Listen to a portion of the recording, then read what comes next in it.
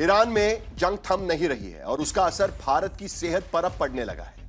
Gas महंगी हो गई है, तेल पर संकट है, सेंसेक्स की गिरावट थम नहीं रही, रुपया लुढ़कता जा रहा है, खाड़ी के मुल्कों में 1 करोड़ भारतीयों की जान फंसी हुई है और इन तमाम मुद्दों को लेकर संसद में चर्चा की मांग पर विपक्ष प्रदर्शन कर रहा है। बजट सत्र के दूसरे चरण में सदन के अंदर बाहर विरोध की आवाज लगातार सुनाई पड़ती रही। हालांकि सरकार ने संसद में बयान दिया, युद्ध की बात बताई, सप्लाई चेन पर असर की बात बताई, फंसे भारतीयों की भी बात बताई, उनके रेस्क्यू ऑपरेशन पर भी बात की। लेकिन विपक्ष संतुष्ट नहीं है। विपक्ष तेल गैस की कीमतों को लेकर फिक्रमंद है और भारत के निर्यातकों को हो रहे नुकसान पर भी चर्चा चाहता है।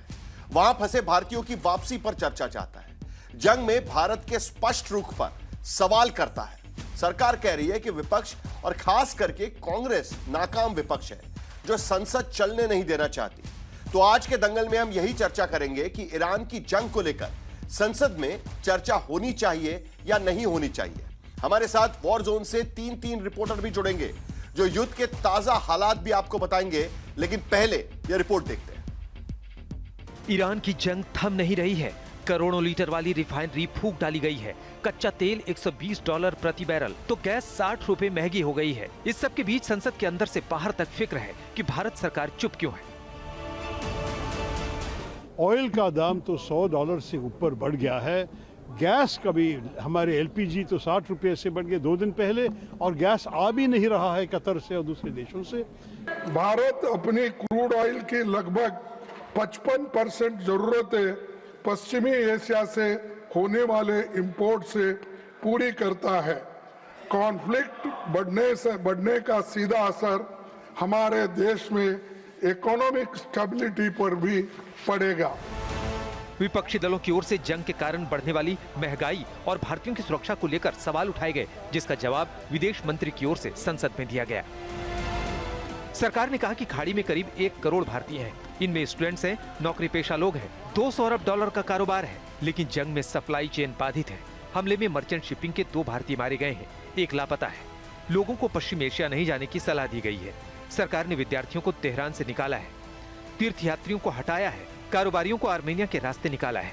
7 मार्च को 51, 8 मार्च को 49 फ्लाइट आई है। 67,000 से ज्यादा लोग लौट चुके हैं। ईरान में विदेश मंत्री से बात हुई है, उनके 3 जहाज भारतीय तटों पर हैं। Honorable Chairman, sir, in view of the implications of this conflict for our energy security, I also seek to address that particular concern.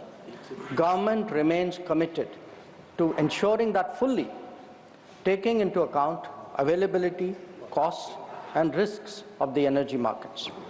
For us, the interests of the Indian consumer has and will always be the overriding priority. Where required, Indian diplomacy has supported the endeavors of our energy enterprises in this volatile situation.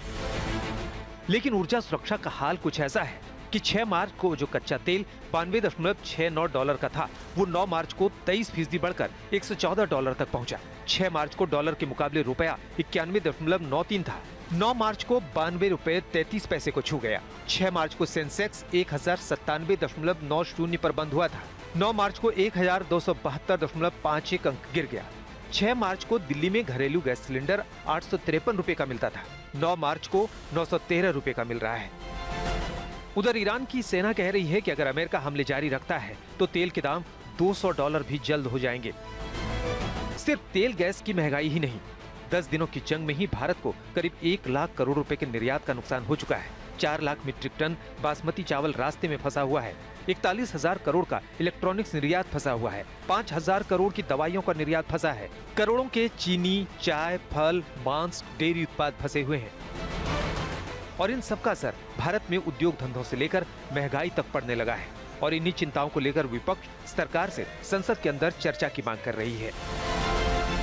जब से Rahul Gandhi leader of opposition बने हैं, उनके मन में शायद संसद चलाने की इच्छा ही नहीं है।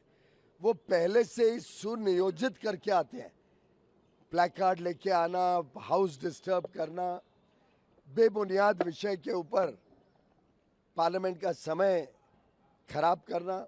इनको ना तो कोई पार्लियामेंट्री प्रोसीजर समझ है, ना ये कॉन्स्टिट्यूशन की इज्जत करते हैं। हालांकि संसद में चर्चा की मांग की बजाय सरकार एक्शन में दिख रही है। पीएम मोदी ने 1 मार्च को सीसीएस की बैठक की और खाड़ी में रह रहे 1 करोड़ भारतीयों की सुरक्षा पर चर्चा की।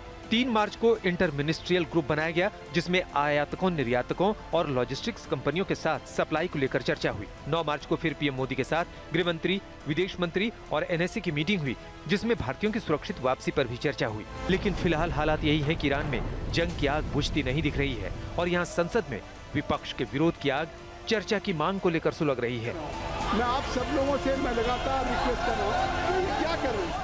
आज तक ब्यूरो। अगर मैं सदन की कार्रवाई को चलाना चाहता हूँ, मैं सदन की कार्रवाई को चलाना चाहता हूँ।